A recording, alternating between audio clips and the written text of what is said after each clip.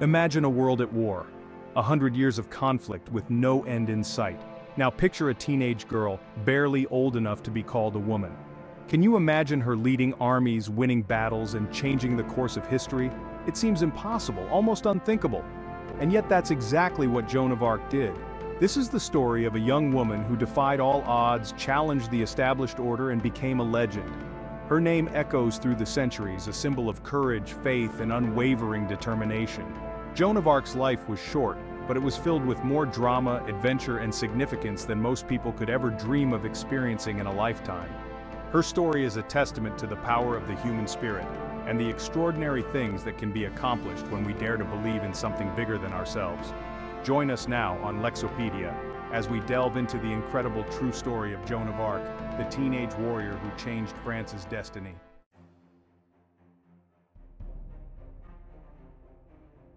Born into a humble peasant family in the small village of Domremy, France, Joan's life seemed destined for obscurity. Her world was small, her days filled with the ordinary tasks of rural life.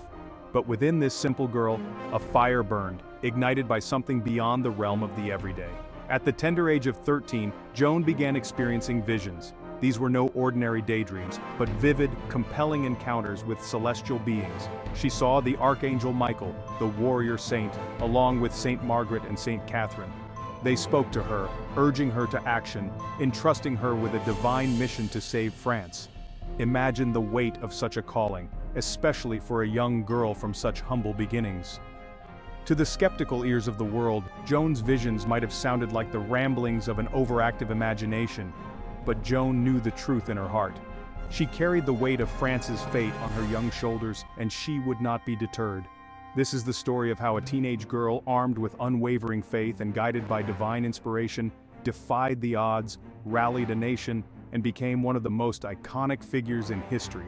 Stay with us as we unravel the mystery and the miracle of Joan of Arc. Born in the small village of Domremy, France in 1412, Joan of Arc's early life was far removed from the battlefields and courts of power. Domremy, a village of humble farmers and peasants, lay nestled in a valley. Life here was simple, governed by the rhythms of nature. Joan grew up in a close-knit family, the youngest of 5 children. Her parents, Jacques d'Arc and Isabelle Romay, were devout Catholics. Joan's mother taught her the prayers of the church and the stories of the Bible. These tales of faith and courage would later resonate deeply with Joan. Despite the idyllic setting, Joan's world was far from peaceful.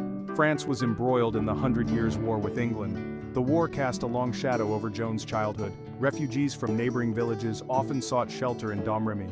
These stories left an indelible mark on Joan's young mind. Even amidst the turmoil, Joan's childhood had its simple joys. She helped with household chores, worked in the fields, and tended sheep.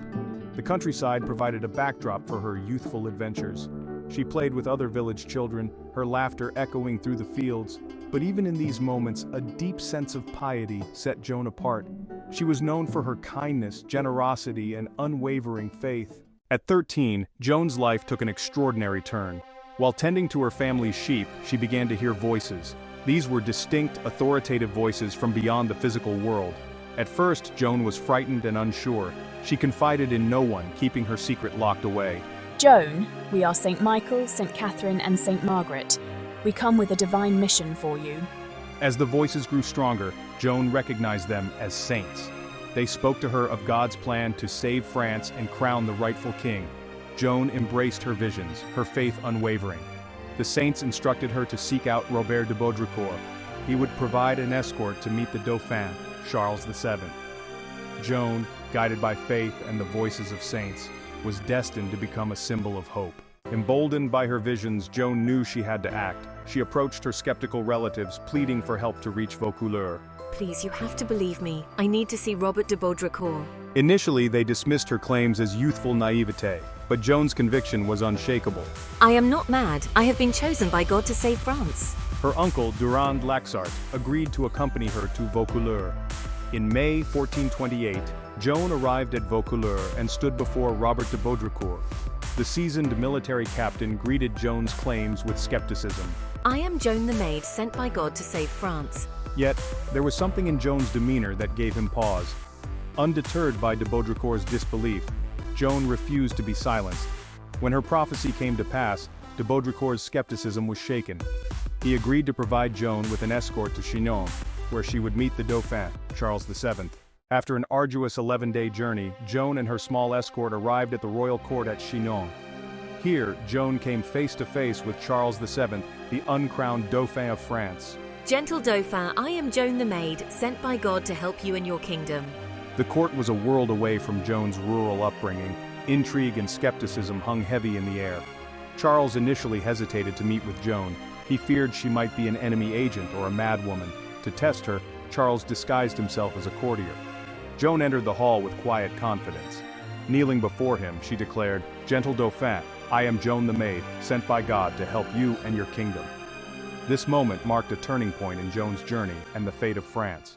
Charles, though convinced of Joan's divine mission, remained cautious. He ordered an inquiry into her background and the legitimacy of her claims. Joan was questioned by theologians and scholars in Poitiers.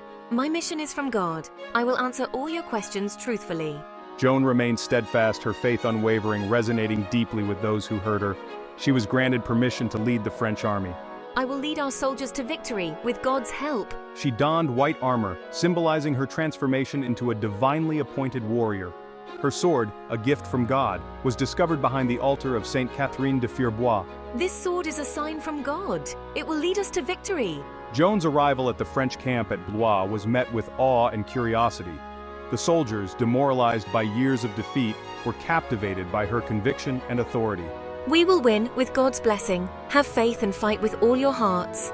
Joan breathed new life into the French army, rallying the troops with the promise of victory. Her presence was a tangible reminder that God was on their side. Joan instilled discipline, banned gambling, and insisted on regular prayer. Under her leadership, the French army embraced a renewed sense of purpose and unity. Together, we will reclaim our land and our honor. The stage was set for a dramatic reversal of fortune, a turning point in the 100 Years' War.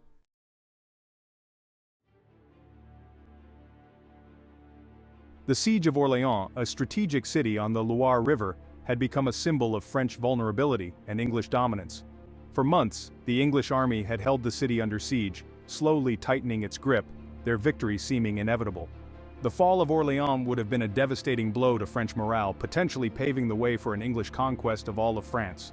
In April 1429, I, at the head of a French army reinvigorated by my presence, set out to break the siege of Orléans. Her arrival, however, was met with resistance not only from the English but also from some within the French ranks who remained skeptical of her divine mission. Undeterred, Joan pressed on, her faith in God and her destiny unwavering. My strategy was a combination of military acumen and unwavering faith. I rallied the French troops, inspiring them with my courage and my belief in our divine mission. I led assaults on the English fortifications, my white banner, emblazoned with the image of God holding the world, held high above the fray. She even sent a defiant message to the English commander, calling on them to surrender in the name of God. The English, initially dismissive of Joan and her claims, soon found themselves facing an enemy they had not anticipated. A French army united and inspired, led by a young woman who seemed to possess an almost supernatural hold over her troops. Joan's presence on the battlefield had a profound effect on both sides of the conflict, tilting the balance of power in a way that no one, least of all the English, could have predicted.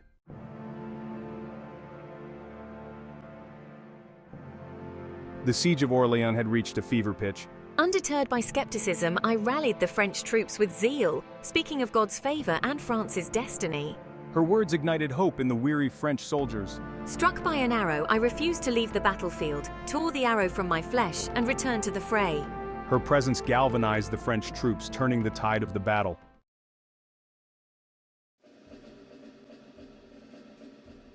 The lifting of the Siege of Orléans was a turning point in the 100 Years' War. I urged Charles VII to press our advantage and liberate the Loire Valley. What followed was a series of stunning victories for the French army, led by Joan. At Patay, the French captured John Talbot and decimated the English forces. Joan's military genius lay in her courage, charisma, and strategic brilliance. If you find this video interesting, please like, share, comment, and subscribe to Lexopedia.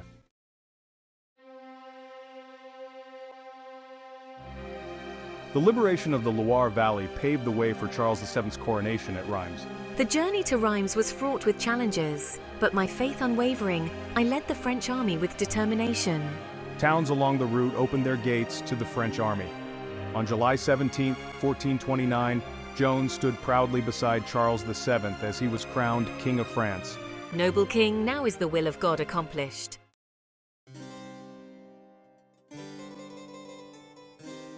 The coronation of Charles VII marked a pivotal moment in French history. I had fulfilled the divine mission, securing the throne for the rightful king. Joan urged Charles to drive the English from French soil. Despite her accomplishments, Joan remained humble, attributing her victories to God's grace. Her rise earned her powerful enemies who plotted her downfall.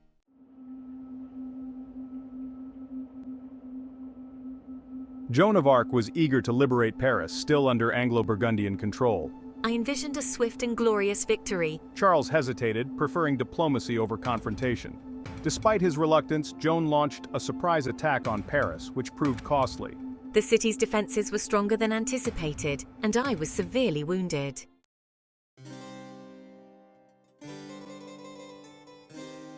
Joan continued to campaign against the English and their Burgundian allies. In May 1430, she led a small force to relieve Compiègne, but was captured. A Burgundian archer seized Joan, and she was taken prisoner. The Burgundians sold her to the English, who were eager to see her silenced. Joan was imprisoned in Rouen, her fate hanging in the balance.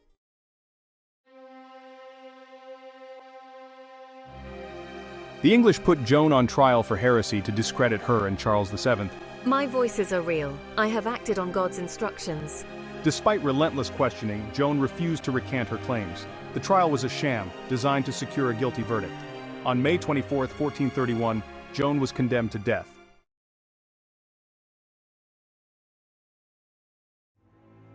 The sentence of death pronounced upon Joan of Arc shocked many. On May 30, 1431, Joan was led to the marketplace of Rouen for execution. I am not afraid. My mission was just, and my faith remains strong.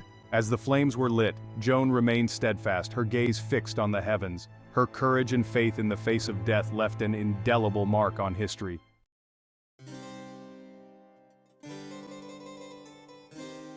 The flames that consumed Joan of Arc's earthly form could not extinguish her spirit. Her courage and faith left an indelible mark on history.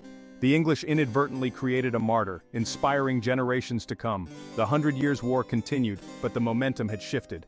Joan of Arc remained a potent symbol of French resistance.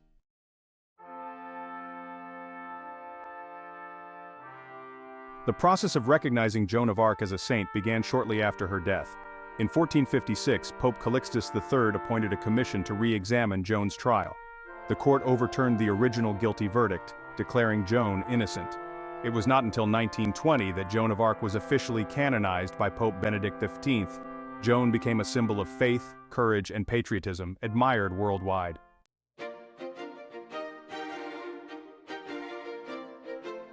Joan of Arc's story continues to resonate centuries after her death, her legacy a testament to the enduring power of the human spirit to overcome adversity and inspire change. She is a figure of endless fascination, her life and death the subject of countless books, plays, films, and works of art. But Joan of Arc is more than just a historical figure, a character in a captivating story. She is a symbol of unwavering faith, of courage in the face of overwhelming odds, of the power of one person to make a difference. Her story is a reminder that even the most ordinary among us can achieve extraordinary things when guided by conviction and a belief in something larger than ourselves. Joan of Arc's legacy extends far beyond the battlefields of France or the confines of religious dogma. She's a global icon, her story resonating with people from all walks of life regardless of their faith, nationality, or background. She embodies the spirit of defiance against injustice, the courage to stand up for what is right, even when it means challenging the established order. In a world often defined by cynicism, apathy, and a sense of powerlessness, Joan of Arc's story offers a beacon of hope, a reminder that even in the darkest of times, the human spirit, fueled by faith, courage, and determination, can prevail. Her legacy is a call to action, an invitation to embrace our own potential for greatness, to fight for our beliefs, and to never give up hope no matter how insurmountable the odds may seem.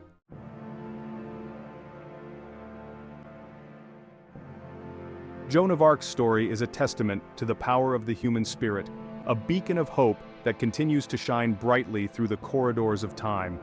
Born into a world consumed by war and despair, this young woman from a humble village dared to challenge the established order, to listen to the whispers of her heart, and to embrace a destiny few could have ever imagined. Guided by an unwavering faith and driven by a profound sense of purpose, Joan of Arc transformed herself from a simple peasant girl into a symbol of French resistance, a warrior who rallied a nation and changed the course of history. Her courage on the battlefield, her strategic brilliance, and her unwavering belief in her divine mission inspired a generation of French soldiers and paved the way for the eventual victory over the English. Though Joan's life was tragically cut short, her legacy extends far beyond the battlefields of France.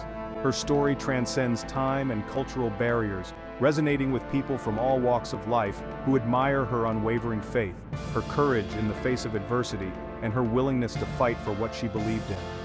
Joan of Arc's journey reminds us that greatness can emerge from the most unexpected places, that one person's unwavering belief can inspire a nation, and that even in the darkest of times, the human spirit, fueled by courage, conviction, and a belief in something greater than oneself, can overcome seemingly insurmountable obstacles.